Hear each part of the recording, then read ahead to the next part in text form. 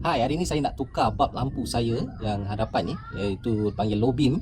Kalau ikutkan spek kereta ni dia pakai H7. So saya nak tukar kepada jenis LED. So saya dah order online brand jenis Avanza motor, jenis LED headlight S250, jenis H7 lah. So kalau tengok dekat sini dia kata 55 wattage dan juga 11,000 lumen. Saya nak cuba pasang benda lah ni. So kita tengok dulu apa yang dekat dalam dia. So apa yang dia bagi sekarang ni ialah dia bagi kita panggil sarung tangan, and then buku manual macam mana pemasangan je, dan juga disertakan dengan S7 lampu lah ataupun bulb. So dia jenis LED. Kalau tengok belah belakang dia ada kipas. So saya nak try guna benda ni untuk kereta saya. Jom kita pasang. Okey, kalau kita tengok sini lampu dia lebih warna putih. Lampu dia warna putih dan lebih cerah. Okey, dan belah belakang dia nampak kipas tu berpusing.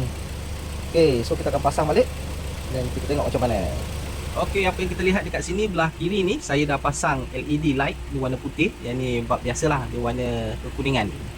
Itu saja daripada saya. Terima kasih.